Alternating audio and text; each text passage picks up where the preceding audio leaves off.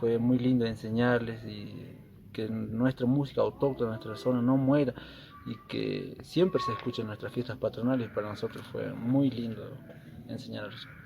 Los chicos fue sorprendente porque llegaron el primer día y solo sabían que se llamaba zampoña o caña, y no sabían más.